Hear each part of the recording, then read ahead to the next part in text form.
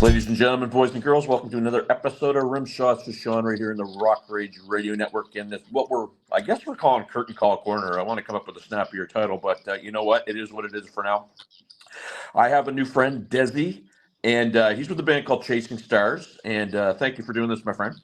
No, I appreciate you having me on. Thank you. So tell us a little bit. I get the presser. Tell us a little bit about the band, what you guys have been up to.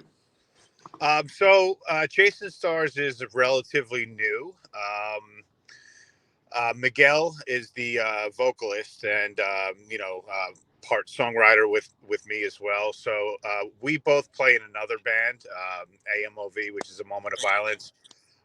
We decided to kind of like just venture off and write a couple songs on our own. Not really thinking much of it or if it would go, super far or anything like that. But we ended up putting it out, and we got a good amount of traction off of the first single, "Falling," that we put out. So we said, hey, we might as well give it a shot and see what we can do and make something of it. But primarily, it's me and him writing the music together. We're both producers. We also have Tony and Tyler in the band now, which Tony's the drummer and Tyler's the bass guitar player. And they're, every one of us is pretty much songwriters. So it's really just a kind of a super collaborative effort to where all of us put our input in. And so far, so good. I mean, it's coming out great. We're loving the way the songs are sounding. And I think the style is something a little bit different than most of us have done previously. But it's like what we really wanted to do was create a more commercial type of pop atmosphere. And hey, man, it's working out. It's kicking ass so far. So we all know in the game of music these days, it's really hard. Hey, you mentioned you get some good traction. It's hard to get traction. It's hard to keep traction. It's hard to get anything going in this day and age. What did you guys do, I guess, to kind of further this along to get this traction that you were talking about? I mean, really, it's in today's day and age, like you talk, it's a lot about the social media and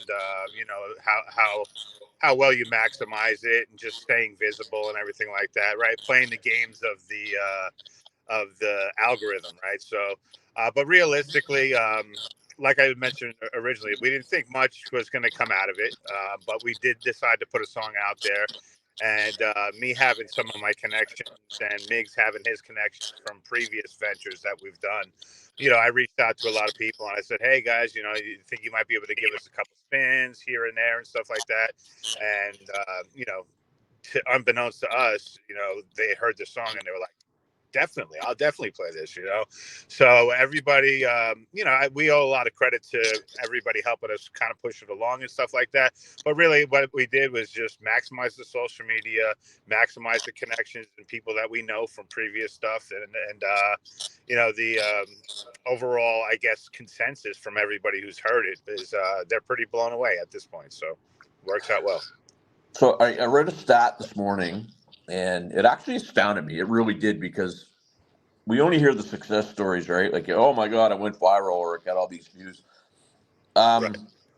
Less than 5%, and I'd have to fact check this, but I mean, it sounds like it could be a thing, but less than 5% of anything that gets more than 1,000 views or streams, right? So if that's an actual stat, and again, I'll have to fact check it, but it stood out with me, because it speaks to how hard it is to make a go in the business today. How do you feel about that, Desi? Well, I'm right there with you. I'm not the youngest musician in the world. I mean, I've been around the block for quite a while. I'm mid 40s right now, so I've been at this game since I'm a teenager. So yeah, I mean, you gotta change with the times. And things are changing now. It's kind of difficult, so to speak, like you said, and I'm sure that number exists because simply anybody with a laptop nowadays and the way technology is a music producer now, so but still I'm always a firm believer it's never the instrument that you have, it's always the person that's controlling that instrument. So with that said, I mean, it's an oversaturated market for sure. You just gotta stick at it and keep plugging away until you get the right notification or the right notoriety about it, but yeah, I mean, it is a much more difficult world. I mean, we're talking about a world that does streaming now, and streaming royalties are like literally nothing. I mean, I don't know if you know the stat on it, but you probably get like $3 to $4 grand maybe at best for 1 million streams, right? Back in the day, if you sold 1 million records, you're pretty set. So it's definitely a different world for sure. But again, you got to go with the times, right? I mean, I could have my reservations against doing it the new way, but at the end of the day, I'm a drop in the bucket compared to the rest of the world. So, it is what it is, but you just got to make the best of it, man. Well, I live it every day because I have my podcast and I got to pay attention to that, and I promote people and whatnot. And the problem is and this is just my opinion, take it for what it is, but everybody's an expert, and everybody kind of it's more about the cred. So if you get all these streams, nobody deep dives into what the analytics actually are. And so Right. to them, it's streams, and it could be one person clicking on it 8,000 times. You don't know, right? Right. Right. And I heard a thing the other day that I thought was very interesting. A good friend of mine said that the term organic growth is kind of a fictional term, Right. because it doesn't matter what you do, you're gonna have to throw money at something some way, somehow, and how do you Yeah. feel about that? Well, I'm with you on that too, as well, because I mean, like, well, even think of some of the new rules that was just been put in place with Spotify. Like, if your song gets caught streaming, as far as like bots or any scams or anything like that, previously people would just paying somebody. I mean, if you got an Instagram account and you're a musician, you're going to get about 1,000 messages a day from people saying that they can push your streams and Right. promote your Spotify and all this garbage, right? But at the end of the day, some artists fall, victim to that.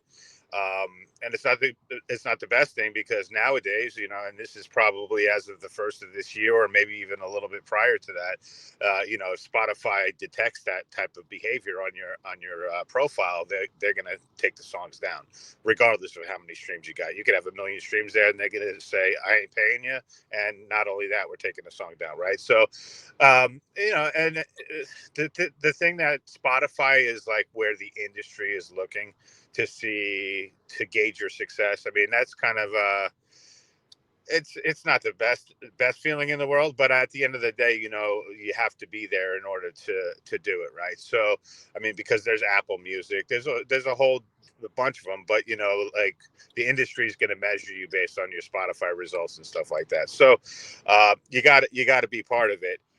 But I mean, my take on it is just organic, yeah, to an extent, where you got to get real people to listen to it, for sure. Yeah. But in order to do that at a massive level, you're certainly going to have to pay somebody who knows how to do it, or become an expert on it yourself, for sure, in order to make that happen. You know what I mean? So, I saw a really interesting thing where it was an ad, and the guy was like, "This music business is so messed up," and he basically said a band that doesn't sell 20 tickets in their own hometown did 10 shows and sold them all out, 200 seats apiece. And when he went and talked to the manager, they basically spent 40 grand giving away tickets to 10 venues. What ended up happening was they got picked up by a national tour or whatever. Now, I don't know if that's factual or not, but it does kind of speak to the way things are going.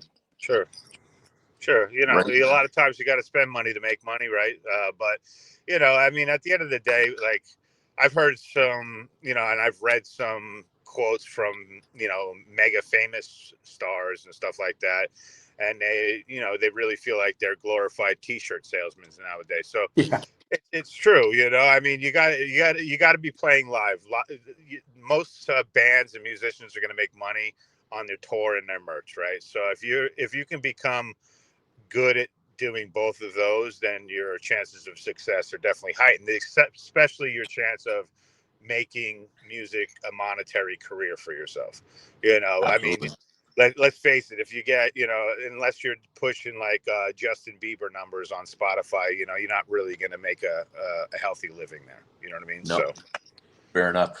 I always like to ask this question, because kind of it's of interest, but I always like to say, chasing stars, What was it about Curtain Call Records that I guess attracted you to them, and why you chose to kind of work with those guys and partner with those guys? Well, I'll be honest with you. I spoke to John originally about my other band, A Moment of Violence, and possibly doing something. And he kind of, what we did is we sent some stuff to. I connected with this guy Kevin Wilkin on Facebook, and me just trying to network and get my name out there and seeing who's willing to play my Moment of Violence stuff. I came across Kevin, and Kevin, said, "Hey man, if you're ever interested in talking with John in regards to Curtain Call Records, and he kind of gave me like a brief overview of what was being offered there." I said, "Hey, might as well give it a shot. It can't hurt." So I met with John, and he's just he's a genuine guy, and he knows his shit. Excuse me, I don't know if I can say that on the air. Absolutely. But he knows his stuff, man, and he's just, you can see the level of excitement he has when he's in love with something and he wants to pursue it. You know what I'm saying? So I had reached out to him. I had met him like probably 2-3 months ago, and then I reached out to him maybe a month or two after that about Chasing Stars, because just to kind of get indications of interest for radio play, I had sent him the original song, "Falling From Us," and he was like, "Oh man, that song really kills, man." He's like, "I like that a lot." So that was kind of where I left it at that point. But then I started thinking, John, what kind of ideas would you have for a brand new band? Because realistically, Chasing Stars is a brand new band. We've got one single out right now. We Right. just completed the second one, which is a remake of Justin Bieber "Ghost," which is phenomenal. It sounds amazing, but I'm kind of excited to see where that one's going to go. But anyway, at the end of the day, I had mentioned to John, "Hey, what advice would you have for me as far as a brand new band?" And he's like, "Man, I was hoping that you would reach out to me on this." He's like, "I really love that song. I think it's got good potential, and here's what I would like to do with it." And then everything kind of just snowballed from there. We decided to go forward with it. And, I think his plan is awesome. And, I can see how he's going to definitely enhance our careers by working with him. So Day one. Question I don't like to ask, but I will because it helps me to kind of set up things for my viewers and my listeners. If you're doing comparable about who Chasing Stars is to somebody else in the marketplace, if somebody would go, I want to check those guys out. Who might it be? So in other words, what like synonymous band would I say we have? Yeah, like an artist that you guys might be similar to or draw from or influenced by. Definitely. Well, again, like I said, so like A Moment of Violence is my creation originally, so I'm the lead on that whole band and everything like that. So my influences are a little bit different. What makes Chasing Stars a little bit different is we have Miguel doing a lot of the songwriting, and he's a lot more involved in that. And Miggs is more of I would say more of like Bad Omens and Bring Me the Horizon type of guy. That's the kind of stuff that he likes. He likes the modern edge, the modern flair, but he's also a very good EDM and electronic music producer too as well. So kind of mixing the two of them together is what is bringing Chasing Stars to life. From there, basically he'll come up with an initial idea, kind of send it over to me, and then I'll bring it to the finish line, essentially, because I'm the main producer and recording engineer for the band. So, that's kind of the way it works. But yeah, I mean, if we were talking like other bands that are similar to us, yeah, definitely influenced by Bad Omens, Bring Me the Horizon. There's another band, Siamese, out there. So a lot of the modern metalcore or modern pop rock bands overall. That's where we would feel that we would sit comfortably with, for sure. Last question, my good man. Where do I send my viewers and listeners to find out more about Chasing Stars? I would send everybody to on Instagram, we're Chasing Stars SoFlo, so South Florida, because that's where we were based out of. And Facebook, we're just Chasing Stars. You'll see on there. We also have our website, which I believe Mig set this one up. So I believe it's www.chasingstarsofficial.com.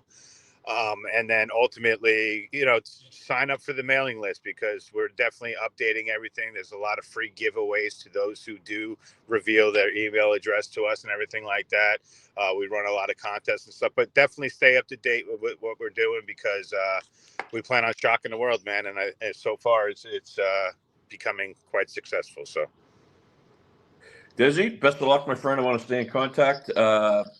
Keep doing it, my friend. that's it, my man. I appreciate you, Sean. And anytime you want us on, let us know, man. Will, for sure. We're back after this, guys.